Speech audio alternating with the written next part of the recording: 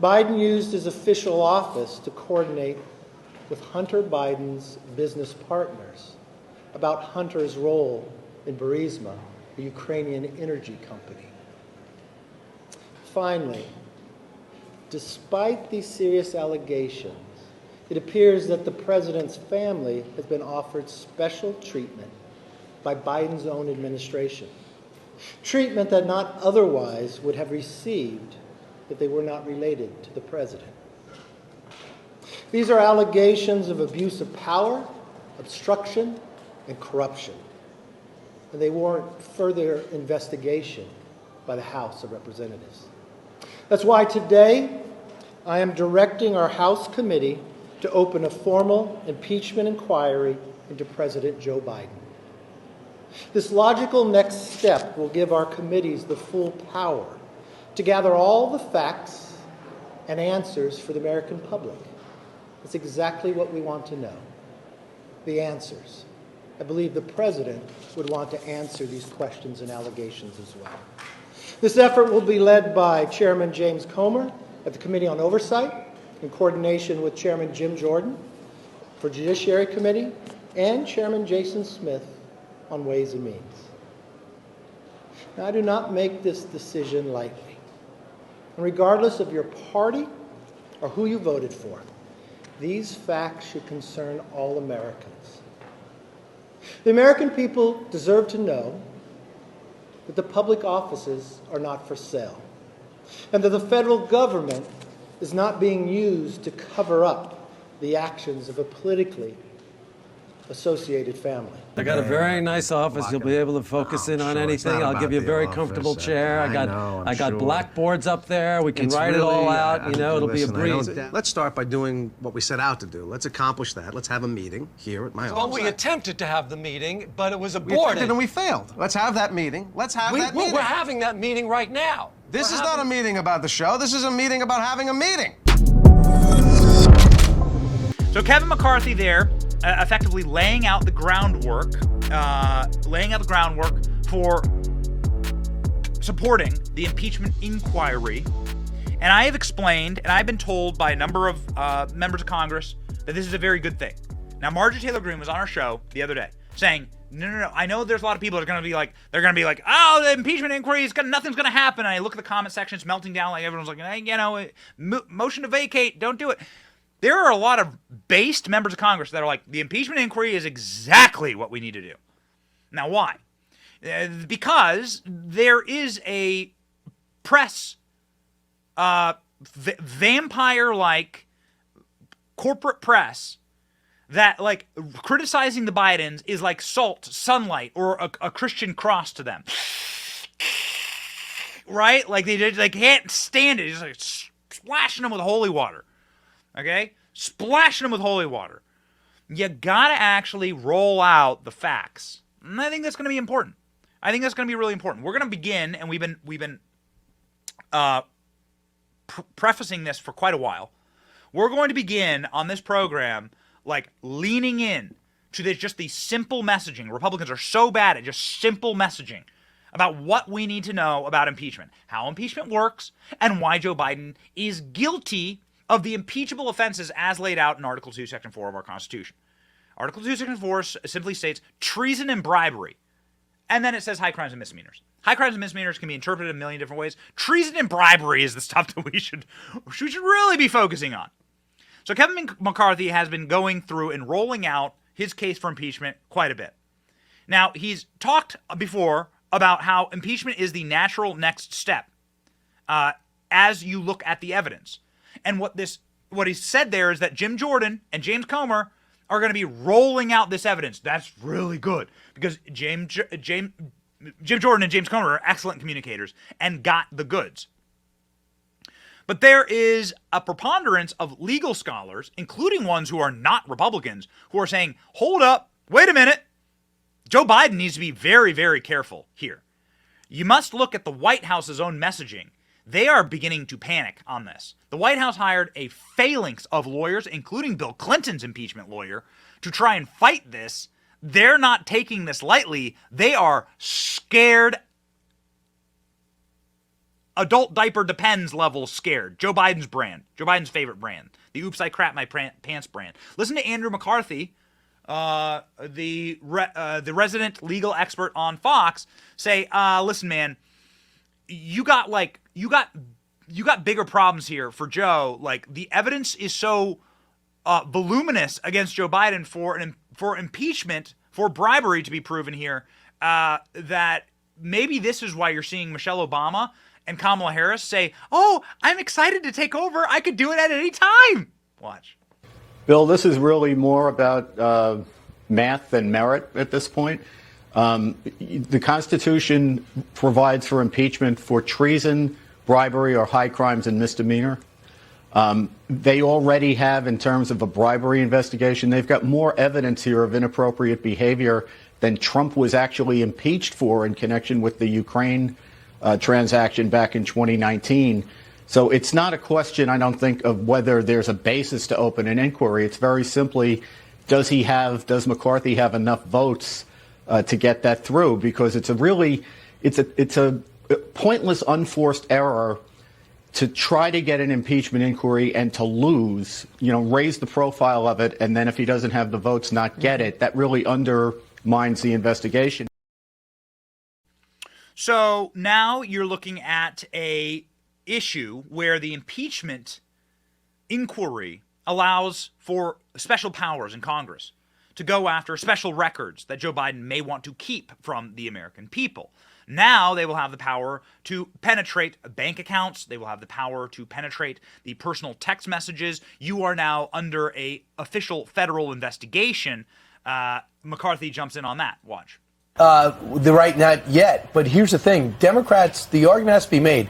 I wouldn't need to do this if you didn't slow walk every one of my requests. You don't provide the people to for questioning. You have 5,000 documents by the National Archives. They have not given it over with Joe Biden's pseudonym communicating with Hunter. And then you have countless other inquiries that take a year to get back. So now you'll have subpoena power with some teeth behind it. That's what the inquiry does. It puts some muscle behind your requests, but there's still more to find out about. Now, you have a lot of Democrats coming forward saying, listen, they haven't really found anything. It's been a big nothing. You're going after Hunter on gun charges. What's the big deal? I think they found out a lot. I mean, my goodness, I think they made unbelievable progress, starting with those 20 shell companies that came out, the millions of dollars with Romania, with Ukraine, 17 with phone China. Calls. The phone calls, what they had from Devin Archer. The 1023. The prosecutor, firing the prosecutor in exchange for aid, tax dollars. So, okay, listen. What this allows for is new special powers for congressional investigators to really look into what Joe Biden is doing. Now, they already have the goods. You may recall that there was a news cycle this summer where Chuck Grassley is like, the FBI has a document proving Joe Biden is a criminal and took bribes in Ukraine. And everyone's like, they have what now? And of course, the FD 1023 is revealed. And then Chuck Grassley's like, wait a second, you redacted the part about them having Joe Biden on tape. Ooh, baby, we're going to get there. We're going to get there. There is a card. I could say a Trump card, but whatever. I'm a dad. I'm entitled to a dad joke here and there. There's something in the ether that I'm not picking up on, right? Like, that's being held back for months. And I'm going to find it, right? Like a dog with a bone. I'm going to find it. There is a piece of Biden evidence that is very murky out there that members of Congress know about, okay? Because they know they have to have the goods before they go in on this stuff, all right? Because they'll get killed. Unfortunately, we don't control all of the corporate press. We don't control all the social media channels. And so they'll get killed if they go after Biden without having the goods. Congress has the goods. You just saw Kevin McCarthy open up the impeachment inquiry into Joe Biden. That just happened live on our show. They have the good. There's something out there on Joe Biden. There's a damning piece of evidence on Joe Biden that exists that members of Congress have seen. Marjorie Taylor Greene was on our show last week, and she was saying, you don't understand, Benny. I've seen what's about to happen to Joe Biden. We know things that are not public yet. We have the evidence that ain't public yet. Something big is about to happen. And they know it. And they're scared. You see a lot of people defending Joe Biden?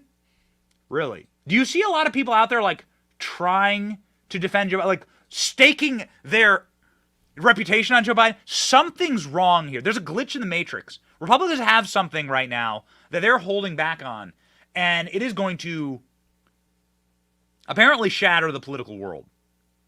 Now listen to, you heard Marjorie Taylor Greene on our show say it last week. Listen to Nancy Mace say something eerily similar from this weekend. Watch. Been saying no matter what the evidence shows, show all of it, because the things that I have seen in the SARS reports would blow your mind, whether you are a Republican or a Democrat. And so we have to show the bank records to back that up. We need witnesses to come down. We need whistleblowers. We need all the people who know what actually happened to come before House Oversight, Judiciary, and Ways and Means, because the American people deserve nothing less than the truth, and they can decide for themselves what should happen. I've seen things that will blow your mind. Well, what have you seen, Nancy? Very unfortunate name to have in the House of Representatives. We don't hold that against Nancy Mace. We don't hold anything against one of our favorite pundits on TV, Greg Kelly, who has a long history as a decorated veteran, a law enforcement background. His father was the chief of police for the city of New York. Greg Kelly has an intelligence background, and Greg Kelly was on his program last week saying a tape is about to be released that will prove beyond a shadow of a doubt that Joe Biden must resign. His campaign will be over when a tape is released. Now, what is that tape? We've reached out. Greg doesn't have it yet. But law enforcement agents are telling him that, I assume law enforcement agents, various intelligence agents, are telling Greg Kelly on Newsmax, it was an excellent show, on Newsmax by former colleague, that they have the goods on Joe Biden and that they have the leverage to effectively make Joe Biden bow out of the 2024 race. That it'll be so devastating to him that he'll be lucky to avoid prison. Watch. But he hasn't seen the half of it yet. There is an audio tape, I am told, by people in the know, not necessarily in government, not necessarily out of government. I can't say too much. But there is incontrovertible evidence of Joe Biden's corruption that is about to be made public. It's not going to happen tomorrow. It's not going to happen before Labor Day, but it will happen sometime between Labor Day and Halloween. This tape will be made public. I'm not sure by what entity at this point, but once it is heard, Joe Biden will have, well, he'll have only two options. Number one, he will not be able to remain a candidate for the presidency for re-election. It will be over and done with. The only thing that he might be able to do, potentially, but probably not, is remain as president. I am told this tape is that incriminating, and they're worried about it right now at the White House.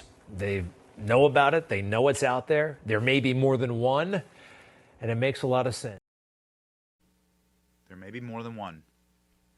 Now, what has Chuck Grassley told us from the bottom of the well of the Senate? Chuck Grassley, who is not a fabulist, who is a old bull of the Senate, as you might say. Chuck Grassley, who is in his 80s, who is the king of oversight, the king of judiciary, the king of investigations, has said, nope, there's tapes. No. There are tapes of Joe. We're trying to connect the dots here, okay? So in all my conversations with members of the Senate, with members of the House, many of them come on the show. I try not to keep things secret, but there's some things that like I can hear that people want to tell us, right? I'm like, tell me so I can tell the audience. Do they have the tapes? Is this what it is? There is an October surprise that is going to be released by Halloween. Ooh, spooky. Of Joe Biden that will end his political career. Your sins shall find you out. The blood calls from the ground, God says to Cain after he kills Abel. The blood of your murdered brother calls from the ground. We serve a righteous God, and he has judgment in his own time.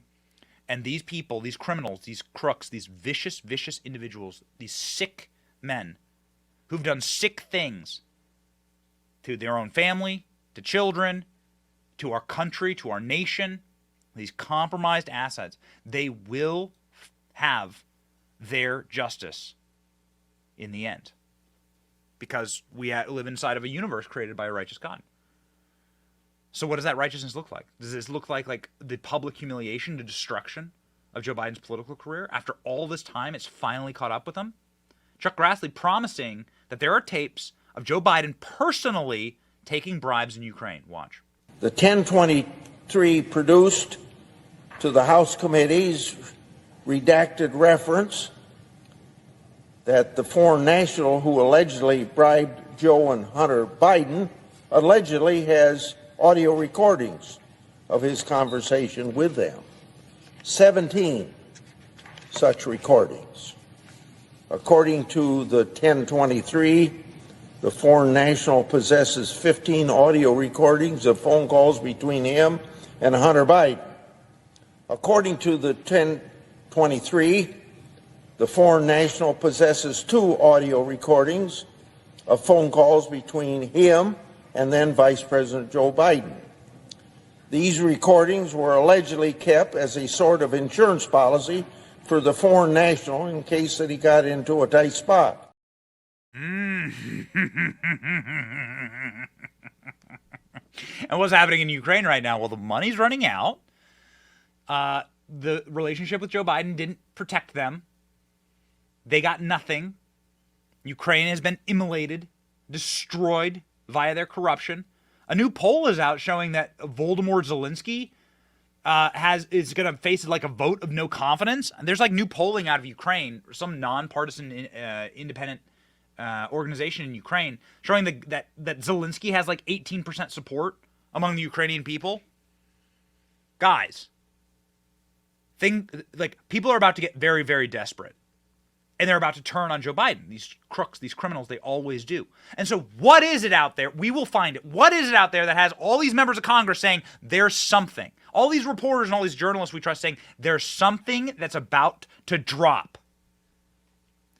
Check this out from MTG last week. And so we've had a lot of information all along, but let me tell you something. There is some damning information, even more information that will be coming out soon that will literally start linking money ties directly to Joe Biden. And I'm very excited about that. So MTG saying, get ready, be prepared. Now, somebody is preparing. So, the Democrats are preparing. Democrats are trotting out the best they got, all right? So welcome your new Nancy Pelosi, Hakeem Jeffries.